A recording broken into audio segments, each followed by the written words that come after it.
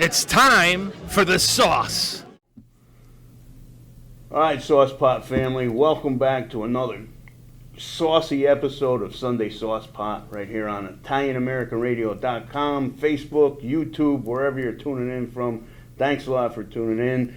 Today we have the privilege of speaking with the mayor of Port St Lucie, Shannon Martin. Welcome to the Sauce Pot. How are you doing today? Thanks so much. I'm doing good. How about you? All right. You know, Good. I can't complain. Nobody listens anyway.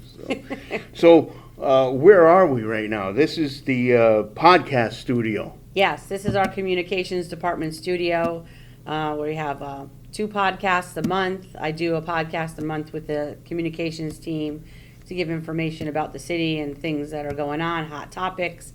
And then they also use this for other media, as a media venue for other programming as well.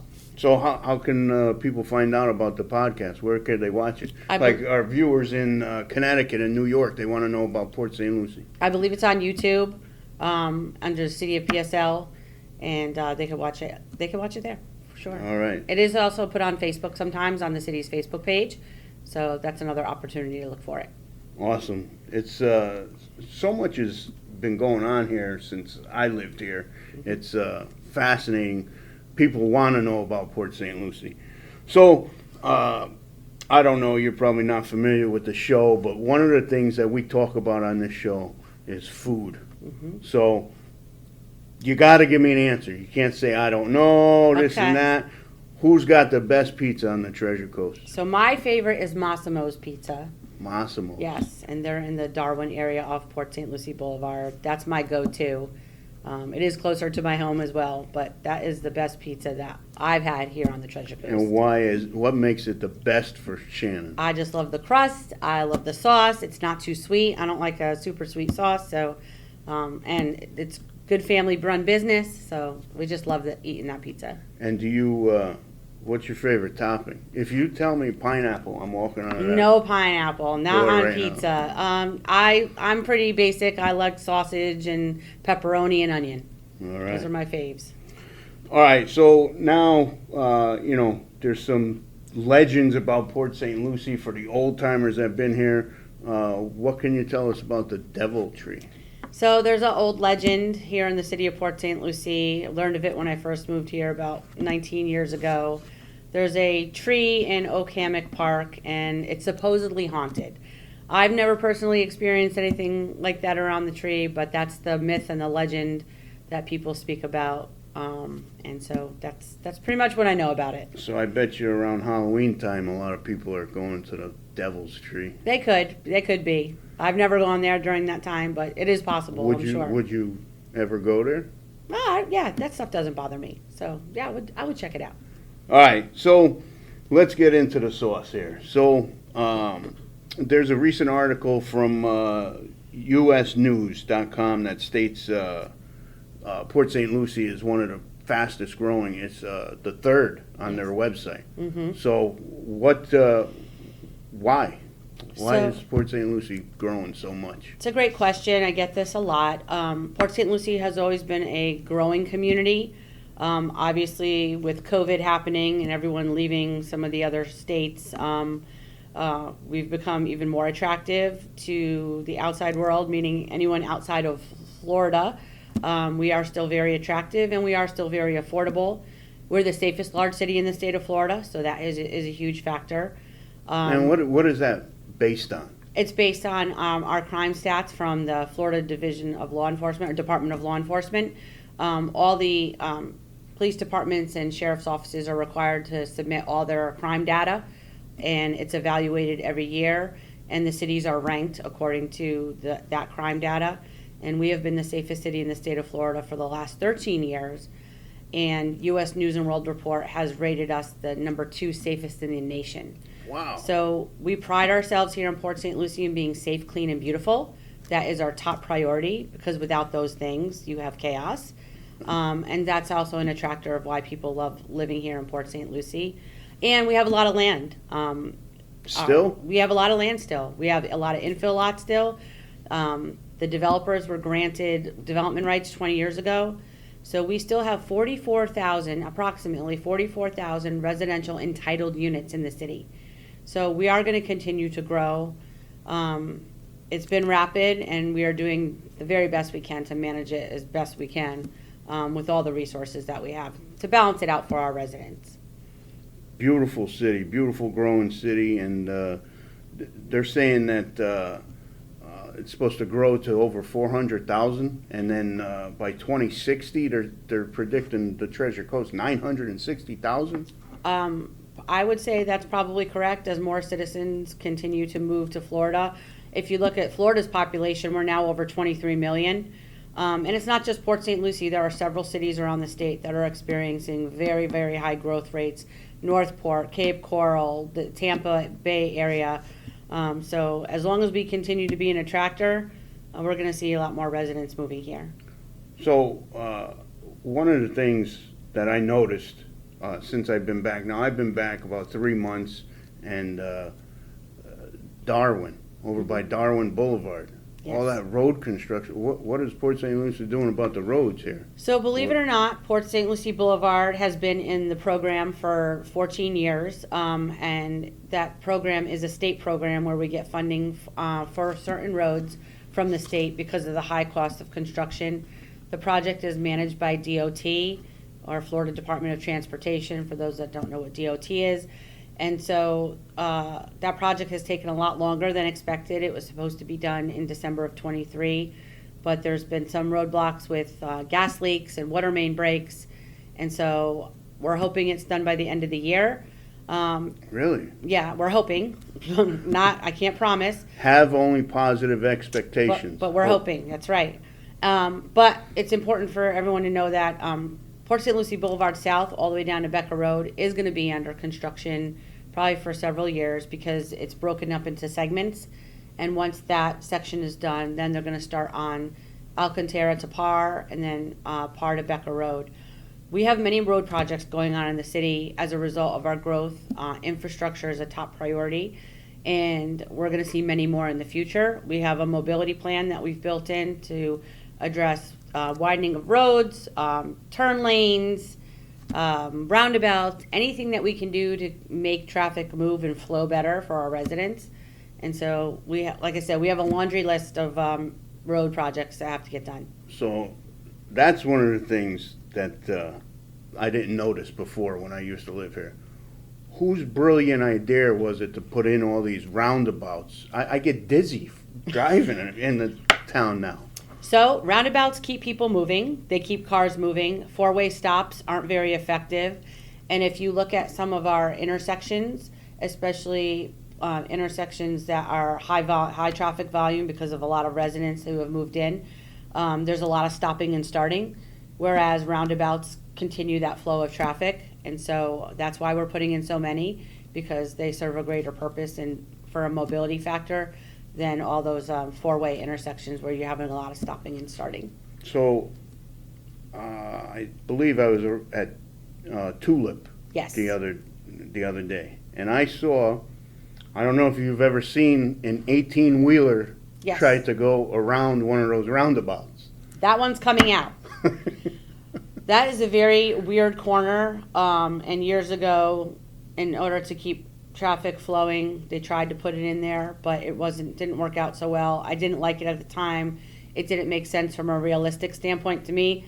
Sometimes engineers have engineering brains and they don't think about the realism. That's just the way it goes. And so as a result of it not working so well, and because we had residents' complaints, we want to make sure we're listening to our residents, and we reevaluated that entire intersection, and that roundabout is coming out, and we're going to put in other safety improvements for better flow of traffic, because roundabouts are supposed to increase the flow of traffic, and that one did not help with that. Awesome. And I'm sure the driver of that 18-wheeler is going to be very happy to hear that. Probably. So with all the population that's been coming here, I know firsthand that big companies have been coming here.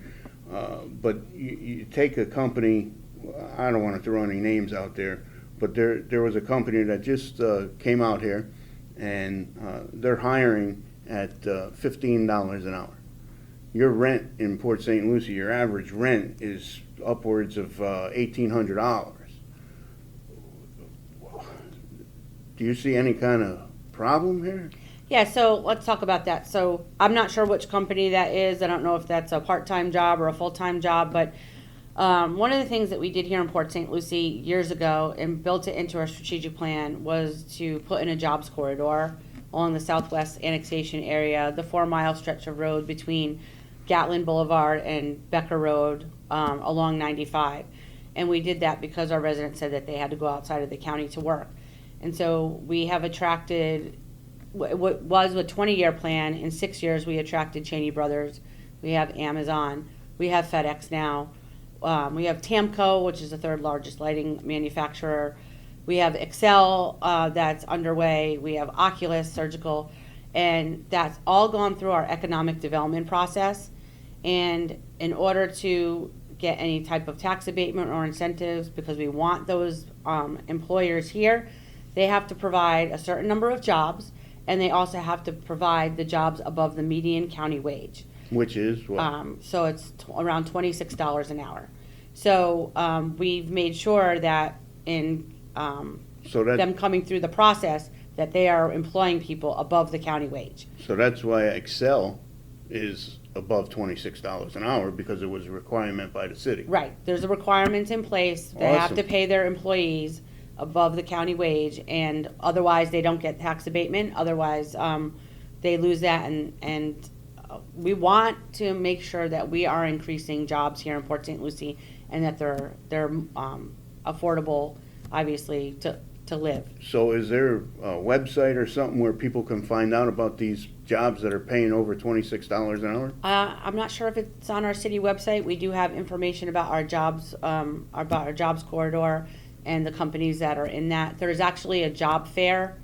Is it today? Yes. Yes. A And huge so one. the job fairs that are put on in partnership with the city and Career Research Coast are really helpful, because then you can learn a lot about all the different employers. That's a great organization. Yes. And they're in Stewart, and there's also one for the young people here in Port St. Lucie, I believe. Yes.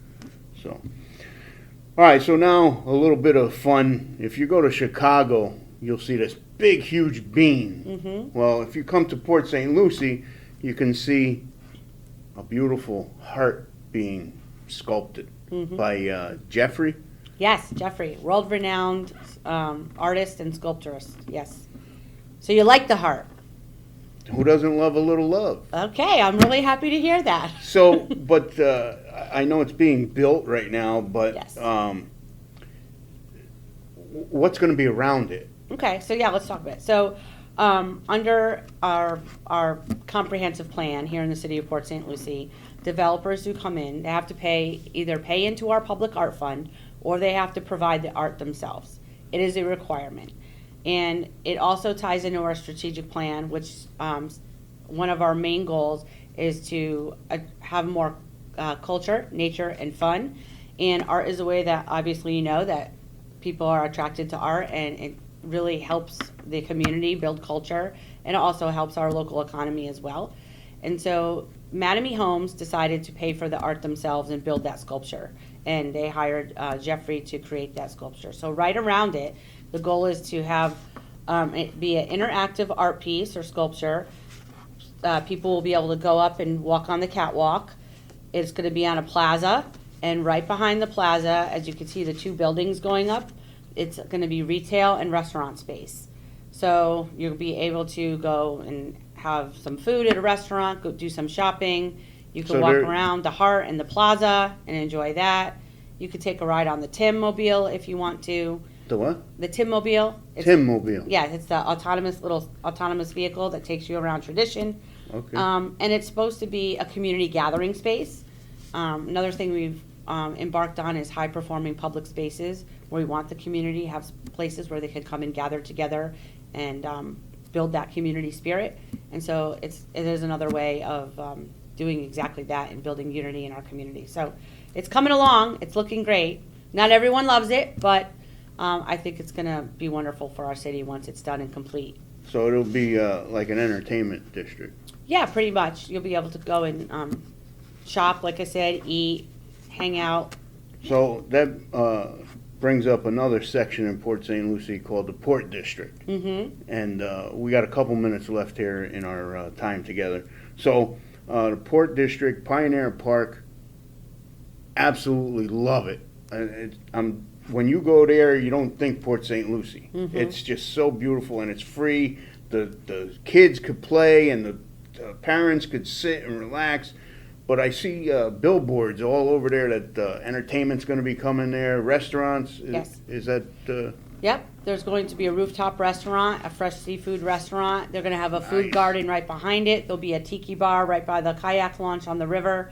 And it's really an opportunity for our citizens to engage the river more, enjoy some outdoor dining, and then have lots of things to do. You can go out and enjoy some music on the overwater stage. You can hang out by the banyan tree. And when is all this supposed to happen? So later this year, you'll see the ground break for the restaurant space. The construction plans are in now, and so hopefully by about a year it'll take for them to build that all up and complete that. So we wanted to make sure that we were building a world-class park that all of our residents can enjoy. You can drive your boat up if you want to and go to the restaurant. Citizens have been asking for this for a long time, so we're happy to be able to provide it finally. I mean, Port St. Lucie has really picked up its game, if you will. It's Yep. beautiful here now, you know. So lastly, what I want to just talk about, touch on real fast, because, I got misinformed about something. So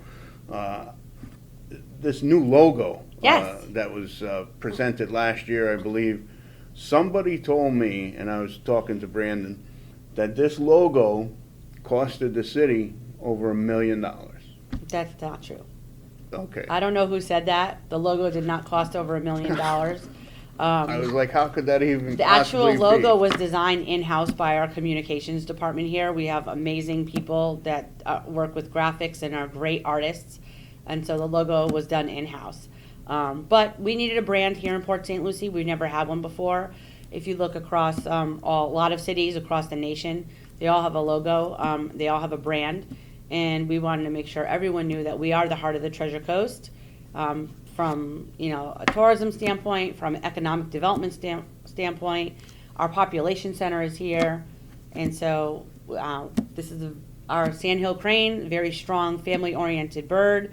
We're a family-oriented community, so we Yeah. felt that this is our proper brand for us to stand out. So to all our New Yorker and Connecticut friends and people that only see Port St. Lucie on the internet, as mayor of Port St. Lucie, what do you got to tell our friends?